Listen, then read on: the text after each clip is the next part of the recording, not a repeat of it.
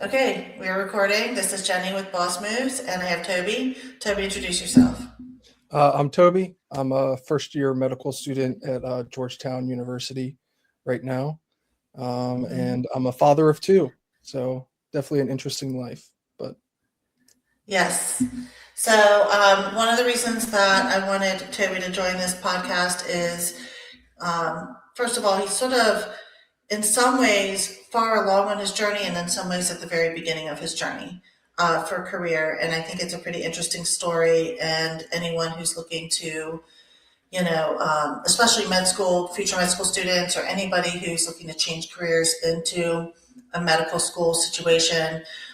Toby has a little bit of you know, a saga related to getting into med school and things like that. So I thought that was kind of cool to share. Toby, let's just start with how old are you? 25, 25. Um, and how old were you when you graduated college? 21 at the time. Okay. So first year med school student, so you've had a few years in between. Yep. And when did you first know that you wanted to be a doctor?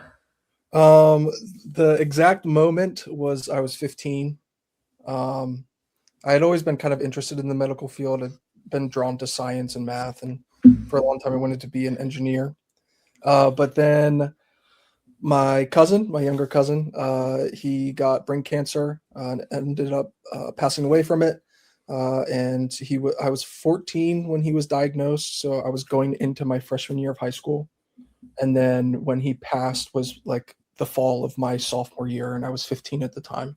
And so when he passed, that's kind of when like I really decided that I wanted to be a doctor. Like I said, I'd always been somewhat interested in it, but I think that was like the clear cut moment where it was a decision for me.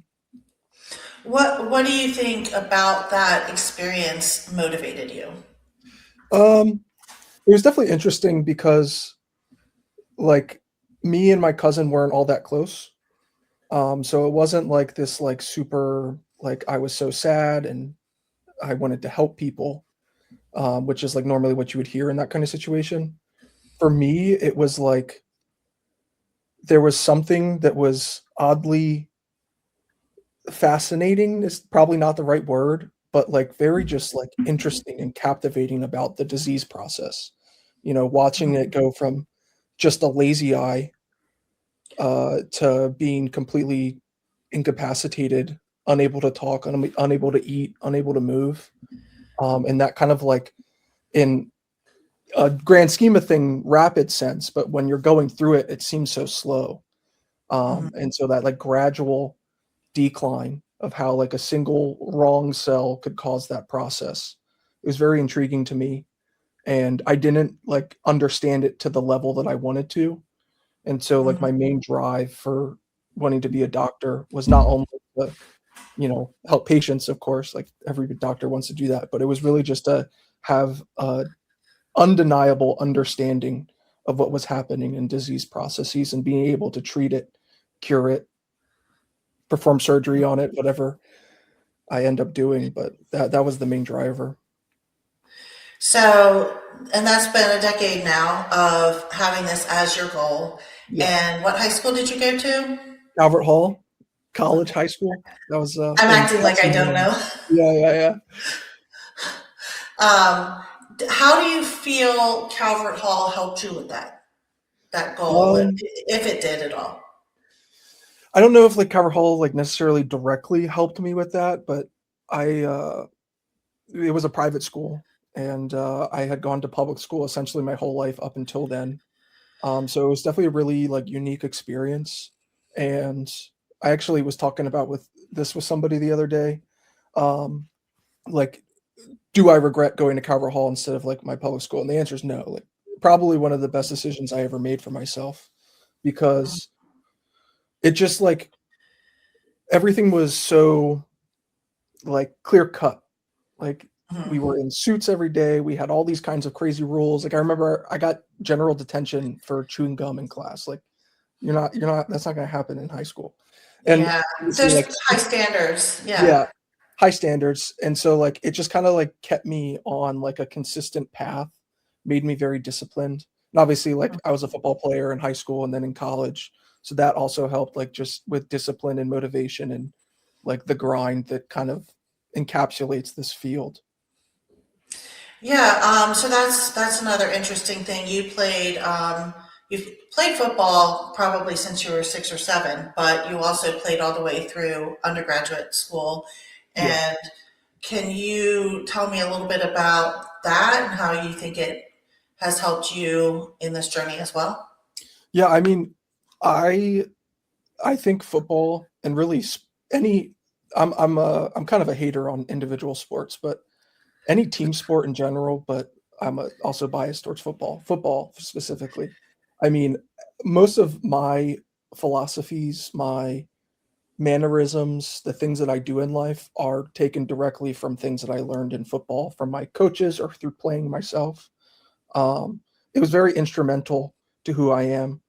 And I feel like any athlete who's played for a long time or at a high level will probably tell you the same. I mean, there's so many things, teamwork, discipline, and I mean, I could go on for days about discipline and how important that is in life. Um, being confident. I mean, I in college is where I really learned how important confidence was. But being confident in things makes you automatically better. I mean, if you took yourself not confident and the same self and made yourself confident, you'll automatically perform better. Mhm. And so like it taught me how important confidence is, and also staying humble. So like a lot of people I think like get confused. They think confident and humble's opposing, but they're really synergistic.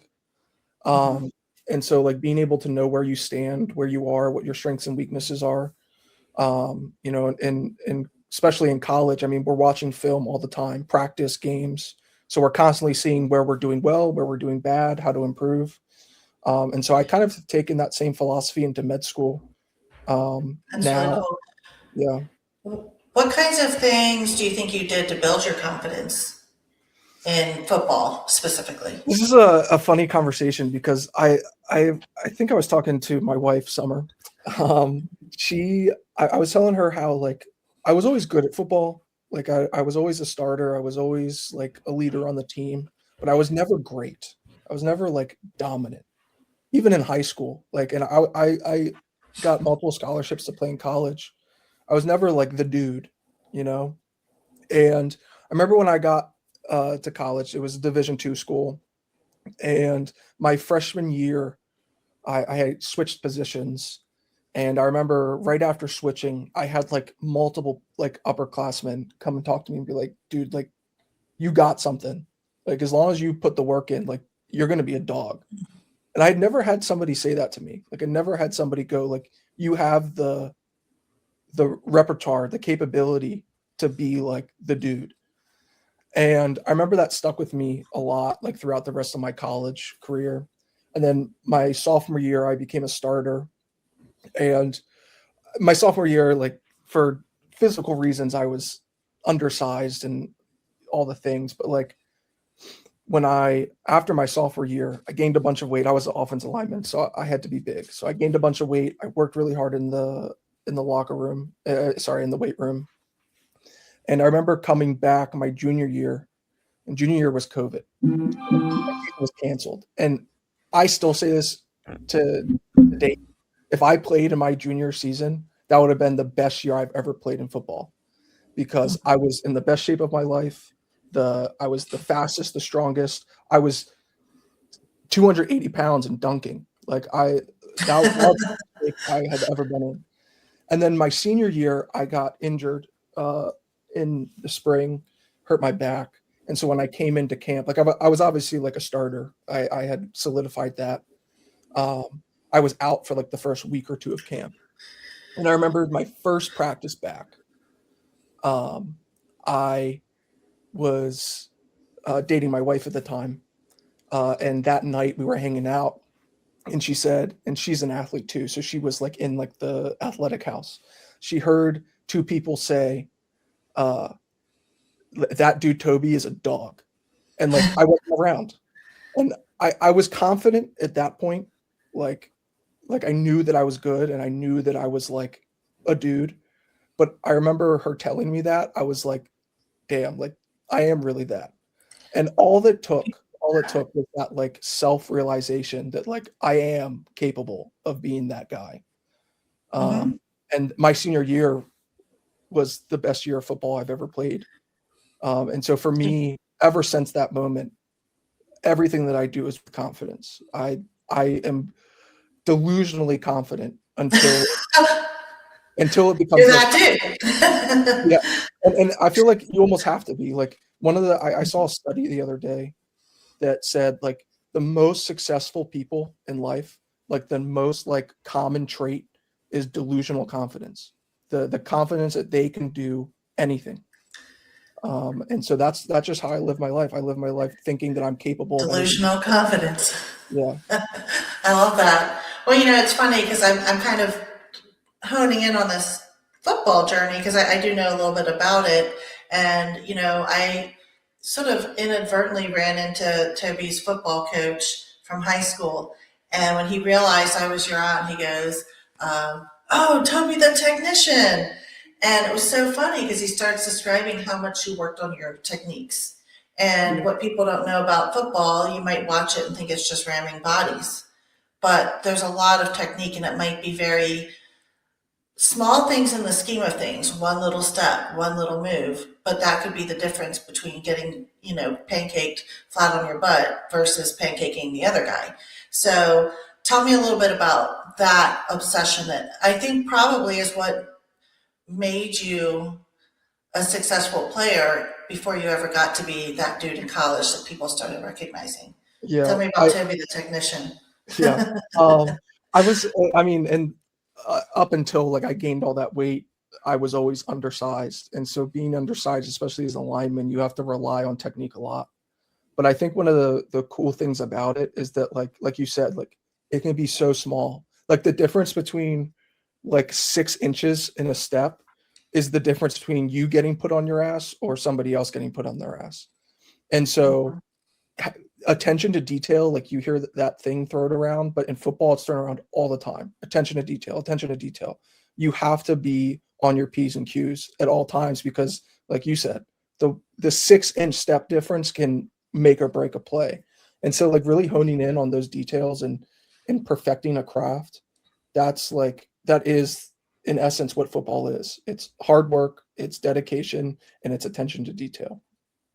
Yeah. Yeah, and I think it's funny because you're talking about how you develop this confidence, and I think you've always you know put yourself out there, but I think that really hearing it back to you and hearing having that reinforced not just from the hard work and effort you've put in, but hearing that back from others and being willing, able to receive that and say, okay, all right, I'm that person, and then it translates onto the field is pretty cool. Um, and I think that confidence, even though it's in football, I know that it has come through for you in this medical school journey. I do want to get into that. So tell me, okay, you graduate. So what did you graduate from college with a degree in? I graduated in December 2021 with a degree in neuroscience. Okay. And neuroscience relating back to brain cancer. Yep. And what did you think you would be a doctor in when you became a doctor? Well, for a very long time, like from that moment at 15, I wanted to be a neurosurgeon and do like, cranial based like tumor work. Um, Hmm. and really up until like 2 or 3 years ago, I'd say that that was still the goal. And I feel like if my life weren't how it is right now, I would still want to do that. But like my Hmm. journey into medicine is kind of crazy. I mean, I can go into like kind of like the timeline and everything if you would like. I would like that. Yeah. So obviously 15, I go to college, I major in neuroscience, obviously with the idea of wanting to be a neurosurgeon. It was a science field. I knew it get all the prereqs for med school. And I take the MCAT, which is the like entrance exam for medical school. and I do all right on it, not as good as I would have hoped, and I apply. Um, I do not get an interview anywhere. I don't get accepted. I decide to actually study for the MCAT this time, and I get a really good score. And I apply again. I don't get accepted anywhere. And so I go 2 cycles with no love from any schools. And I'm trying to think about like what year that was. Because 20, I would have started in, if I got accepted the first year, it would have been 2021. And then if I got accepted the second year, no, 2022, and then it would have been 2023. So by that point, I was engaged and like planning a wedding, and I was still on the cycle. And so by the time I like didn't get accepted, I knew I wasn't accepted. It was I was married, Mhm. and also adopted a child. So my life in that second cycle took a very big spin. Um, Mhm. and my third cycle, it's kind of a trashy cycle. I won't really go into that, but um, just bad decision making on my part about how I applied. And my fourth cycle, which is the successful cycle, it took me 4 cycles to get into med school. Crappy experience. By Um, cycles, he means years. yeah, years. Each like application cycle is essentially an entire year. It goes from June to June, Mhm. and I my fourth cycle I was successful primarily because I changed up my writing, and we can also dive into that whole thing. But I think like the whole process of getting denied, denied, denied, denied. That's a confidence killer. You want to talk about confidence? That's a confidence killer. Um, but I think that delusional confidence kind of rang true in me. Like I knew I was capable. I knew that I was going to be a great doctor. I knew I was going to kill it in med school, and I just needed to find a way to get in. And like I sucked Yeah. at that. Like I sucked at figuring out a way to get in. Even though like on paper I was like a top tier applicant. Um, and so I feel like for me, like that journey of going to med school was humbling for sure, but Yeah. also like it gave me a different perspective because during that time I got married, I adopted a child, and then I had a biological child of my own. So like my entire life in that time changed completely. So I wasn't just like the hungry recent college graduate. I was a married father of two. So that change is kind of the reason that I like switched up from neurosurgery. Yeah. And for people who don't really know the field that well, it's probably not, it's not only the hardest residency, but even in attending life, they are workhorses. So I just knew, being a father and how much I love my children, I didn't want to sacrifice as much of that time away from So them. in that time, life happened, and that changed your focus in terms of what you wanted to be when you Yeah, grow up, yeah, basically. Yeah. Well, and I think from the outside looking in, seeing each year kind of come and go, and it's a long time to wait to try again, and maybe it all happened the way it should. But one of the things that I would want someone who's watching this to take from it is don't give up. In that time, I think you continued to sharpen your knife in a lot of different ways. And yeah, you said in your fourth cycle, you really got the writing down. And that's the essay, and that's sort of explaining really why you want to be a doctor and really getting to the heart of the matter. And I think by that time, I remember you saying to me specifically, I realized I had nothing to lose and I just need to say what was true to me. And I think it switched you from just saying what you think they want to see versus what you need to say yeah, a little bit. I don't think the story changed that much. I just think that your perspective on it changed a lot. Is that correct? yeah. I feel like for the most part, I mean, there is a sense like even when you're talking about like your true passions and like your true whys in the medical school application process, there is some like, you know, you got to feed them a little bit of what they want to hear. There's always going to be that aspect. Med schools love altruism. They love like volunteering and helping the Hardship. underserved communities. Yeah, they love that kind of stuff. So you do have to like throw that stuff in there. But I think I was just more honest about my own reasons of med school. Like a funny story about this is one of the schools that I got accepted to and that I didn't end up going to, Miami. My secondary essay, one of the like they have like a bunch of like I don't know what you call them, like adjectives, like altruism, excellence, whatever, that Hmm. like are their motto. And it said like choose one that you think you most embody and uh, and explain why. And they're all like the super nice like community and altruism. But guess what? I chose excellence, right? I chose Yeah. excellence because I'm delusionally confident. So I chose that. And I wrote, I mean, that's probably one of the best essays I wrote. I was like, I literally like I don't accept anything but excellence for myself. Like that's just who I am. That's how I am. My football days, like that's just like ingrained in me. You have to do your best like as good as you can. And I wrote about that and how I embody that. And what's funny is I would have never chosen that. Like 2-3 You cycles would have been before. afraid to come across as arrogant. Yes. And I had to be careful, right? Because like that is a really easy essay to come across as arrogant as, but like it was. So you do have to mind a little bit of that. But just being true, a little bit more true to myself, I think helped me shine my application. Like I went 3 cycles getting 1 interview, and then in my 4th cycle I got 10 interviews, one of them to a top 5 medical school in the country. So it's Yeah. just like a complete 180. Um, but yeah.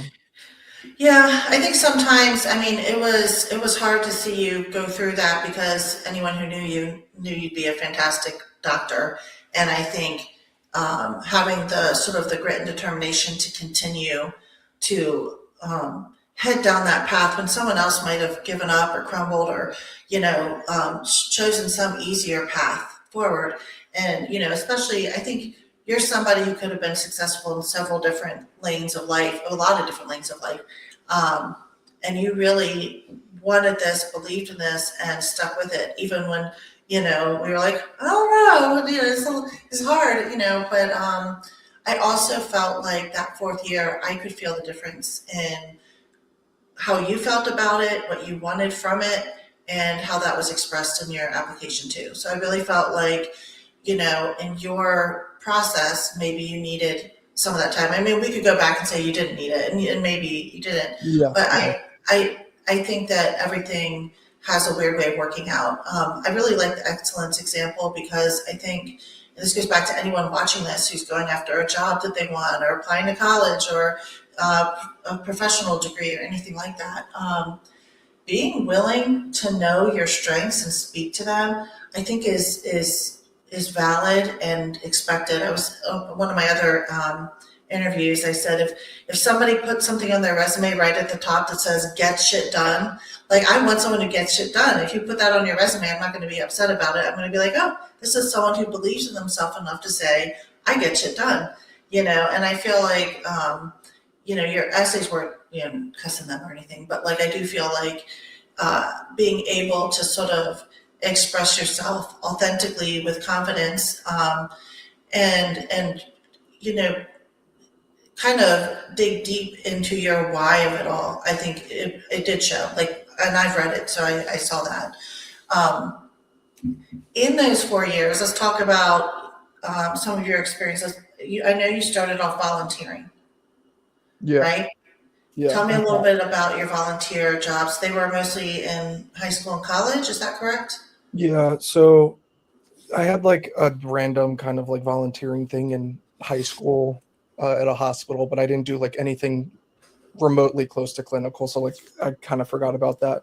But my first clinical experience was between my freshman and sophomore year of college. It was at the University of Maryland Shock Trauma Center.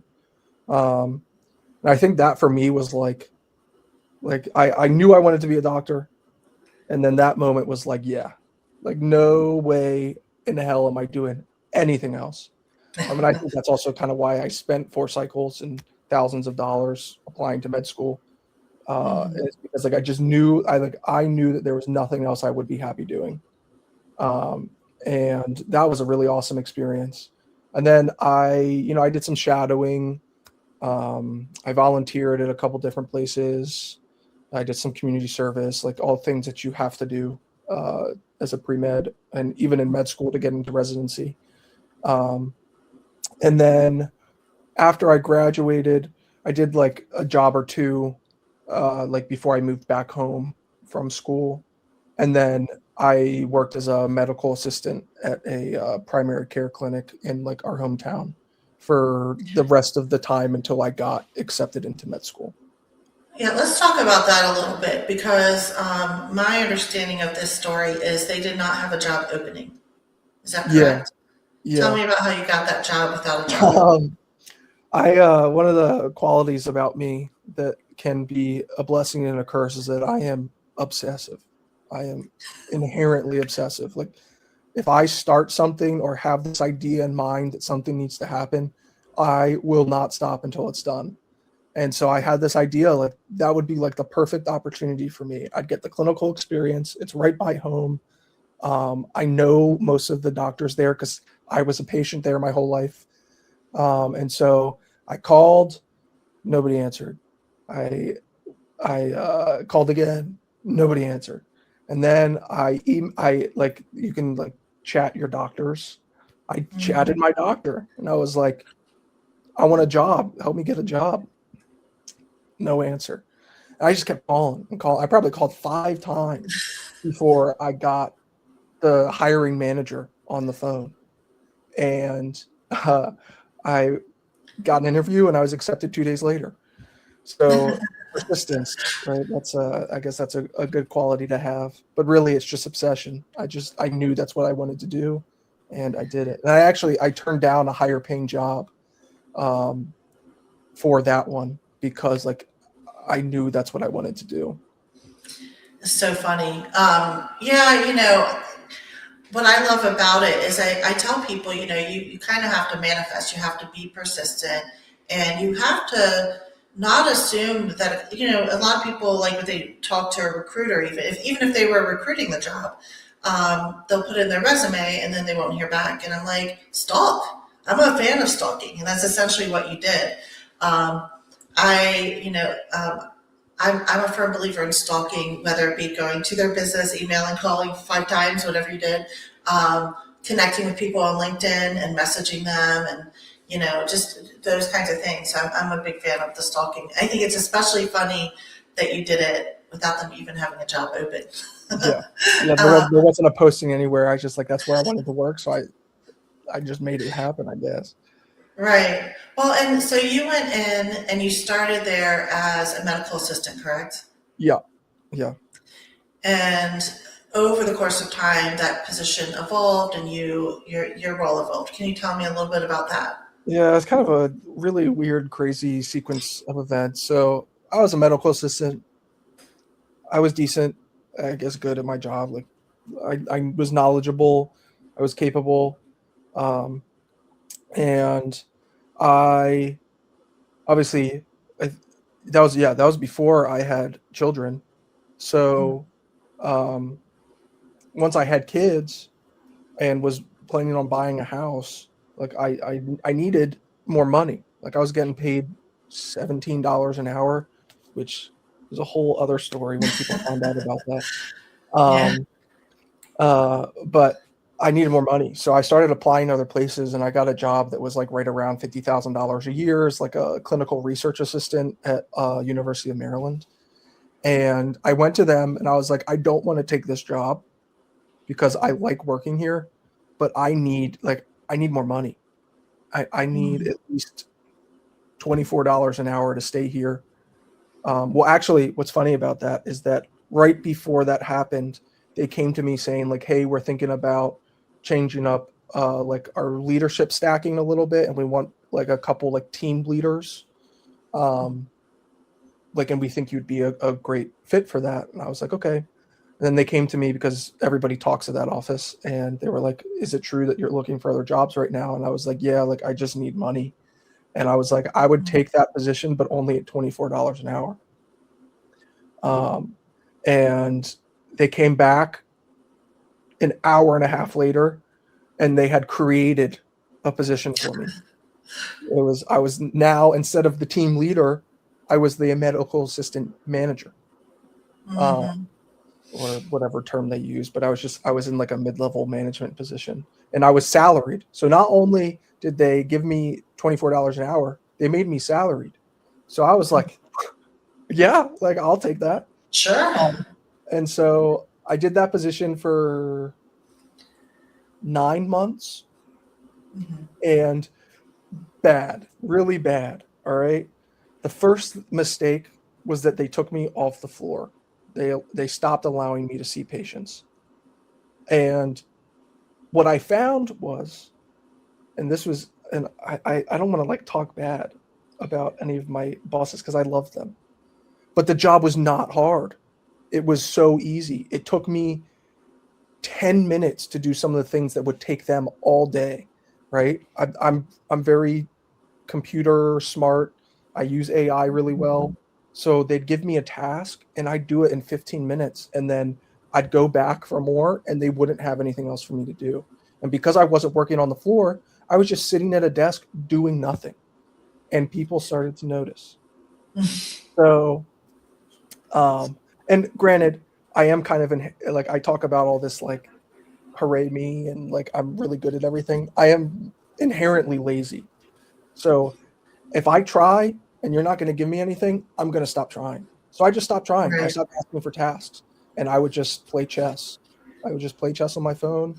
And if something would come up that I needed to take care of, I'd take care of it in 10 minutes and then move on, go back to chess.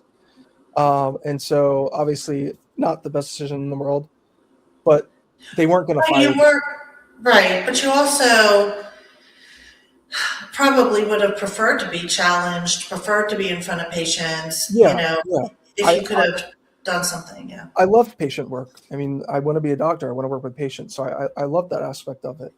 And so it became very clear that that position was just not needed. Like it was never needed. Because a lot of the tasks, so basically what happened was I took a lot of the tasks that my boss was doing and they came down to me, but they weren't like I said, they didn't take me very long. So because she also had other tasks. So like give them the benefit of the doubt, they were doing that along with other stuff. Mhm. Um, so I just didn't have enough to do. Everybody was starting to take notice. Some fuss was happening. Uh, they made it very clear to not tell anybody how much I was making. To not Which is cause it. actually technically against the law for Yeah, them to yeah. do that, but that's But I okay. get it because I had an instance where that happened before, and I was not trying to cause that drama. Yeah, So it's I, trauma. they came to me and they were like, "Obviously, this isn't working." I was like, "Yeah," and I switched. I basically got like put under someone else, and I still did like basically my job went from just managing to now doing some clinical work and then a lot of back end stuff. So I did like a lot of like analysis, accounting work, um, inventory. So I kind of became like a tech slash medical assistant hybrid. So like 1 to 2 days a week, I run a provider and see patients, and then the rest of my 3 days, I would um, do back end work. Some So projects and yeah, yeah, I know you helped create an inventory management system and things like yeah, that. yeah, So, and that's all very interesting too, because you could be a doctor when you graduate and do your residency and all those things. But now you might have a little bit of the back end view of what it might be like to run a practice, like if you were yeah, to branch off and create your own practice. yeah, Um, and a little bit of what works and what doesn't work. And, I, if you were to, I mean, just for the job itself that you had over the course of those years, you obviously did things to leverage and negotiate your salary and position. You did stuff to kind of expand your role. What advice would you give to somebody who is in a similar job or any job, like what kinds of things would you recommend for them to do to kind of lead that same path and be able to manifest a little bit more of their career? Um, I don't. Obviously, you're a business owner, and I think you run your as a small business. You run your business a lot different than this. But in most instances, a company will not be afraid to fuck you over. Like that's just the truth of it. Like if they need to save money, they'll just fire you or lay you off. Like so you Mm-hmm. have to have that same mentality. I tell everybody this. You cannot give a damn. Like you just have to do what's best for yourself. And if that means taking a job while you're still applying to other jobs and then quit 2 weeks later, screw it. It doesn't matter. Like just do what's best for yourself. And ultimatums, oh, they work like a charm. They really do. Oh, I'm going to take this job unless you give me more money. And either they're going to give you more Especially if money. you've made yourself valuable. Yeah. And obviously, like, work hard, do all the things, like, be a leader, like, all like the standard stuff. But, like, really, like, it's either they're going to give you more money or you're going to go to this job that was going to pay you more money anyway. So Mhm. that's how I see it. Like, you really just got to, you can't be afraid to stand up for yourself in a lot of Were this you stuff. nervous when you had those conversations and approached them that it wouldn't end the way you wanted it to? No, Or because I waited until I had a backup option. yes, I think That that's a good. and that I should preface by that. Like, don't be doing that unless you have a backup option because like that's a no go. Right. Because then you're putting yourself up like for essentially a slaughtering. Because if they do be like, nah, like screw you, we're not going to give you a raise, or they just be like, all right, well then leave, then you're screwed because you don't have anywhere to go. So obviously, like have a backup plan. But yeah, like everything in life is leverage. You have to have Mhm. leverage. That's all it is like having a foot forward in front of everybody. And so if you get yourself some leverage, then use it. Yep, I like it, and I think it's funny you say that about um, understanding that a job is just a job and that you have to put yourself first. And it's funny because, and how much notice did you, I mean, they knew you were going to medical school, so it wasn't like they didn't Yeah. have a sense that you were leaving at some point. Yeah, there was I mean they knew like the whole time that I was applying, like everybody would ask me about it. They were like the first people to know when I got accepted because I was at at work when I got one of my acceptances. So like Mhm. I when I figured out when I got my first acceptance, I kind of like told them right then. I was like, yeah, I'll probably quit sometime in June. Like Mhm. that's probably around the time that I'll quit. And then I think it ended up being earlier than I told them. So I think I told them June, but then I ended up at the end of May. But I emailed them in like April and let Mhm. them know it'd be the end of May because one, I was on like this really big project. I was working on this project for like a month to 2 months, and I knew that it would only take me a month to finish, and so I didn't want to finish and then get like halfway through a project because realistically, nobody else in that office could have done that project. Maybe besides my like the one I was directly under, but he didn't. He had so much other stuff to do that he didn't have the time to do it. So I was like, I'm not going to get halfway through a project and quit. So when I realized I was able to finish a project by that point, I was like, yeah, that's when I'll quit. And it was nice to quit kind of that early. I got the whole summer off. So yeah, they knew. But I mean, I took the job that I was talking about before this one, like the short job. I applied telling them that I could stay for a year, knowing that I was going to quit 3 months later. So Because you have to look out for you and you I needed have to the look out job for. in I the needed first money. place. I need Mhm. money, and I needed clinical experience. So I told them, "Yeah, I'm good for a year." No, I wasn't. I lied.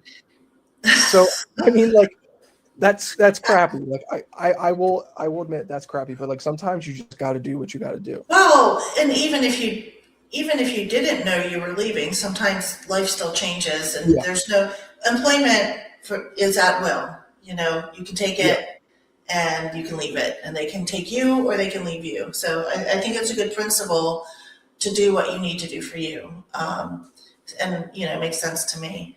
And they knew it would come to an end in a year, so they were still willing to hire you, even with what is a relatively short time span anyways, yeah, in the scheme of things. So you've always had clarity since 15 that you wanted to be a doctor, you wanted to be a neurosurgeon, and that has changed. Now that you're in medical school, have you developed any new clarity on the direction you want to go in? Or are you kind of like open to anything at this moment in the medical field? Uh, so I sacrificed my desire to be a neurosurgeon, but I don't think I'll be able to sacrifice my desire to be a surgeon in general. So I still think I'll probably end up in some surgical field, but I'm at a lot of I mean, I've spent the last like probably 2 weeks researching and talking to people because like I can't I like to have a plan and then go for Mm-hmm. that plan. And right now I kind of don't I'm not solidified in a subspecialty. Mm-hmm. And so that's been a struggle for me. When do Um, you have to know, like, what I direction? mean, a lot of people have no idea what they want to do in general right now. But I don't function like that Mm-hmm. because like realistically speaking, there's the the difference in effort it takes to get into certain specialties is drastic. Like the neurosurgeons, the orthos, the dermatology people, like to get into those specialties, you have to be top of the top. Like Oh, yeah, and then you know about like dermatology.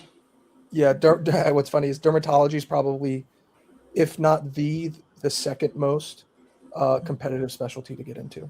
It's be Interesting. it's there's a term called the road specialties.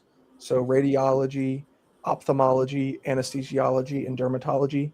They all make a crap ton of money and they have really good lifestyles. Mm-hmm. Um, and so like obviously they're Pretty attractive. popular. Mm-hmm. And those specialties, probably barring radiology, are really hard to get into, especially anesthesiology.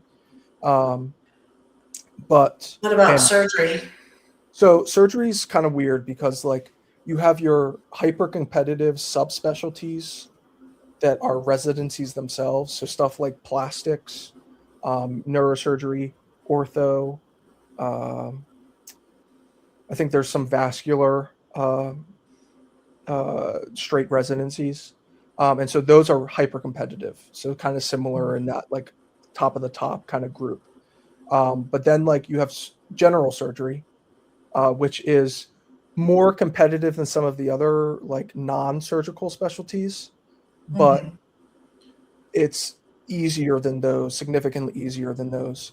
And the reason I think I'll probably end up doing gen surge if not one of the subspecialties is because after gen surge you can subspecialize with a fellowship. Mm-hmm. Um, so right now I think the plan is to go gen surge and then hopefully I'll have an idea.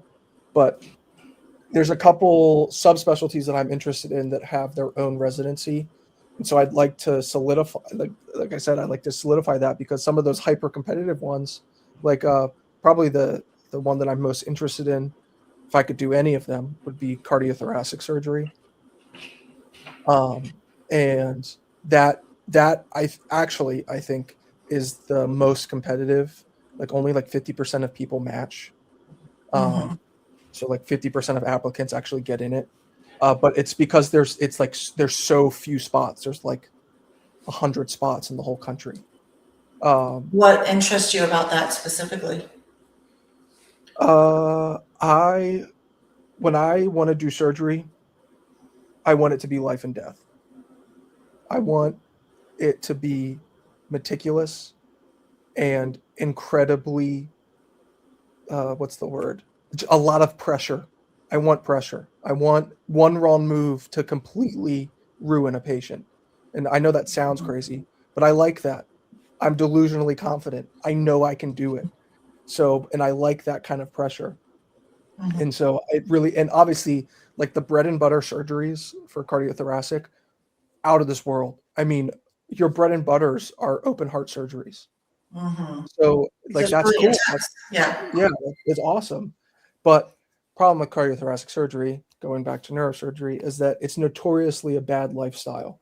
But I've been reading more that you can get it, especially at like a private community kind of hospital. You can get it to like 50 hours a week, which is pretty typical, really, among all surgical Yeah. specialties that are like lifestyle friendly. So I don't I know. don't know if I'd want somebody on their 80th hour of the week to be doing cardiothoracic surgery on me, but Yeah, yeah. yeah, I think it's interesting and it's nice that you have some time to figure it out and some options for what you pursue, whether it be general or a subspecialty or whatever. But you have 4 years of medical school. You're halfway through the first, and then you have a residency after that. Is there anything that you feel like, aside from just killing it in medical school, that you need to be doing to prepare yourself for a residency? Uh, Preparing for residency, no, but preparing to get into residency, yes. So just like anybody who's a pre-med knows that like there's a whole bunch of other stuff that you have to do besides school to get in. You have to volunteer, you have to clinically volunteer, and then you have to volunteer non-clinically. And then you need to do shadowing, and then you need to do research. It's the same in med school. So I have to do research and I have to be productive. I need publications, I need posters, I need presentations, abstracts. I need to volunteer both clinically and non-clinically, and I need hobbies. So I need to be doing stuff, and obviously, like hobbies is kind No of like a pressure. weird thing. Um, but like mainly, you need other activities. You need leadership. You need all these kind of things. So like I've been kind of lazy in this first semester because I haven't volunteered. I Well, haven't. you're getting your feet wet. Yeah. Yeah, I haven't gotten research. I haven't, which is kind of typical. But because I may want to go into a hyper competitive specialty, I need to get on it. So I already have a meeting set up with like a research person. I've been like contacting people. I've shadowed once. I'm planning to shadow somebody else again. So there's like a couple things that I'm doing right now to kind of set myself up for that. But yeah, like there's a lot that goes in besides just doing school to be able Mhm. to match in a Wow. I competitive kind of specialty. thought you were past that, but I guess they want No, to keep seeing it. yeah, I mean, it's all just kind of a game. Like you have to play the game. There's like a lot Mhm. of that. Like, and obviously, like I'm a dad. I don't want to be doing anything other than school and hanging out with my kids. But you got to do what you got to do. You know? Yeah. Well, maybe some of your volunteer stuff can include kids. Yeah, I gotta think of some things that I can do to volunteer. Yeah. That's a good point. I kind of have to get on that because that's the easiest part. Like finding like non-clinical volunteering, that's easy. So I just need to do it. I just need to get on it. Yeah. You can do it. I believe in you. Yeah.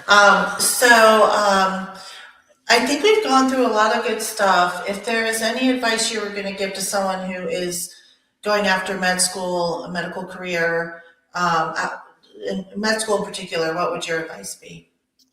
Um, Anybody who's going into med school or like is a pre-med right now, they've heard the term imposter syndrome. And if you don't know what that is, it's like you have this belief that you're not good enough or that you don't deserve to be in a spot or in a position or it's basically just like self-doubt is generally what it is. And it's very common in the pre-med community. And part of that is because as much as people want to reduce competition and medicine are synonymous. They don't go without each other. It's inherently a competitive field. I mean, my school, like one of the things that you like look for in a school is that it's not competitive. Like that's what you look for. Mhm. Because competition in med school has always been vindictive and malicious and tearing down people to get above them. And a lot of schools have gotten away from that mentality, but it's still competitive. Like you still need to outwork and outperform other people to get into competitive specialties. Um, and so, because of that inherent competitiveness in the field, if you're not performing at the top, right? Because there's going to be a top of the class doctor and there's going to be a bottom of the class doctor, and both of them are doctors. So, like, it's easy to feel like you're not good enough. Um, but I say that imposter syndrome is just a tactic to keep you from being confident in yourself. You, I obviously have brought up confidence a lot in this, but it really does make a difference.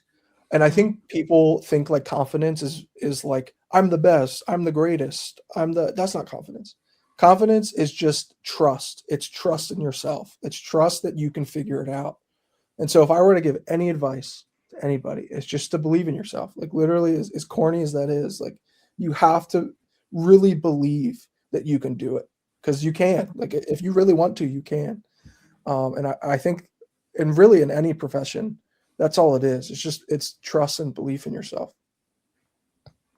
I think that's a really good way to put it. And I think that could translate to any career for anyone at any point in their career is to trust that they can do it. And I do think the imposter syndrome thing it's not obviously not just limited to medical school, but I can imagine when you're,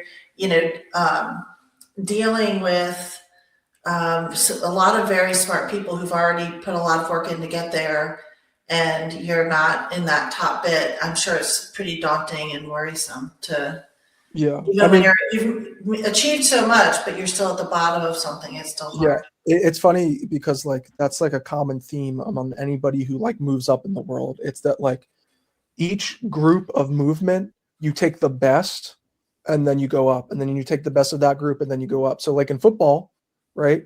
You take the best of the high schoolers and they go to college, and then you take the best of the college players and they go to the NFL, right? And so at each level that you go up, it's going to be harder and harder to be at the top. And you may be at the top in college, but then you go to med school and you're average or below average, which is fine. And I think people just need to learn and accept that like you may not be the top. And if you are, great, like fantastic. But if you aren't, like that's fine. Like the people in med school are supposedly the best of the best, right? Like these are people who work their butt off to get into med school. So it's okay to be average in med school because average in med school is top of the general world. So Are there people that you've worked alongside or worked with at med school that you are concerned? Concern is a strong word. That you question them being there, or you feel like everyone that you've worked with, and then I mean, you might not have had enough experience with them yet, but do you yeah, have any like how I do they would get say there? there is like the short answer is yes. The long answer is like kind of yes, because in a field like medicine, there is going to be nepotism. Like that's just the truth. Like at least 25 to 30% of all incoming medical students have at least one parent who's a doctor. Didn't know that. So and then like you hear stories about like a student getting into a school whose parent is on like the board, right? So you're going to have occasional cases like that, but that's everywhere you go. I mean, Yeah, no matter where you go, there's going to be someone who probably is there who probably didn't deserve to be there. yeah, So you have that occasional case, but for the most part, like people are competent, they are smart, they're hard workers.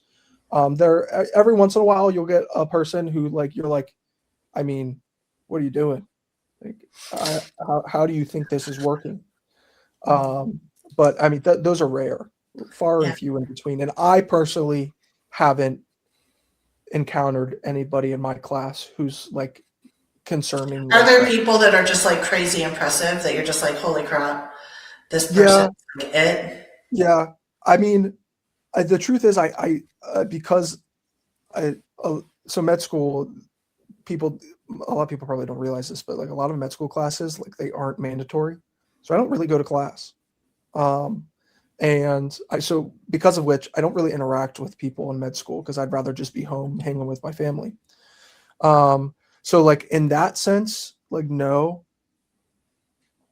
but also like fortunately I performed really well in med school. So Mhm. I'm at the top 10% of my class. So I am technically, it sounds shitty to say, but I'm one of those people. So like when I see someone at the top of the class, I just see me. Mhm. So it's not like anybody who I'm like, oh my gosh. Now You're not like, there are wow, that's definitely, so yeah, crazy. there are definitely people who are like really smart. Like there's a couple people that I've met and I've talked to who are really smart, really hardworking, very uh like awe inspiring, whatever however you want to talk about it. So yeah, like there are people who are really smart. Um and so that's nice. Like it's nice because like truthfully in college, like I felt like I was one amongst many. Like, well, no, that's probably not the way to. I was the only one. I was the only smart kid in college. Granted, I went to a bad college, but like, but in med school, like there are a lot of people that are smart like me and hardworking Mhm. and capable. So it's nice to be surrounded by people that are so like minded. Um, And it's kind of like what you said, maybe in college, it was easy to be this top performer. Now, as you get more and more into this profession that requires everyone to be at a certain level, you're amongst a lot more peers in that Yes. regard. Oh, yeah, yeah. Like, Yeah. it's not like I'm not saying, like, I'm the top of my class by a mile, no, like, there's a lot of people that are in, like, my, like, group of, like, the top, students, but even, like, this and, like, that's, I feel, like, crappy saying that because, like, even the students who aren't in, like, the top 10% or whatever you wanna call it, like, they're still really smart and really They're all capable. amazing. It's Yeah. just, like, I got, like, a couple points better on an exam than them, so, like, it's cool. I like it. I like it a lot. I So, changing gears here, and we'll kind of end with this. If you could go back to your 15-year-old self, because not everyone has clarity at 15, but you did, so I'm going to use that as your example. If you could go back to your 15-year-old self, what would you say to him from what you know now? That's a good question. Um, I'd probably just tell them that don't care what anybody thinks. Don't give a damn. Do you? Because I think and I feel like this applies to a lot of professions. But when you have a crazy goal, people are very inclined to be like that. Like you're never going to do that. You're not going to, yeah. Yeah, like you're like what you got to be realistic. Um, and you hear that all the time, like especially like professional athletes. They always say like everybody doubted me.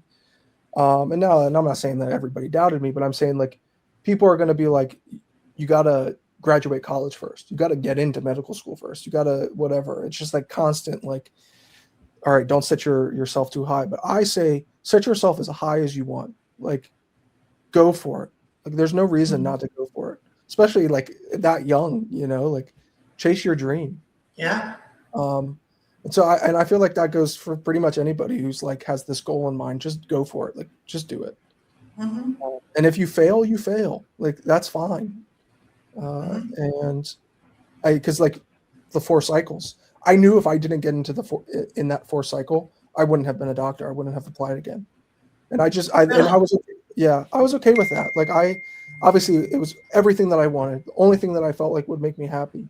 But at the end of the day, I knew that I couldn't keep this process going. I had to provide for my wife and my family, and so I had to find a way to accept the fact that not everything can happen. And it worked Right. out, but I knew that if I didn't get in, I was going to do something else. Whatever that was, I have no idea at this point, but Yeah. Well, you put it all on the table and it worked out. So I think that's what it's about. And you yeah. learned a lot from the failure, I think. Yes, yeah, of course. Yeah.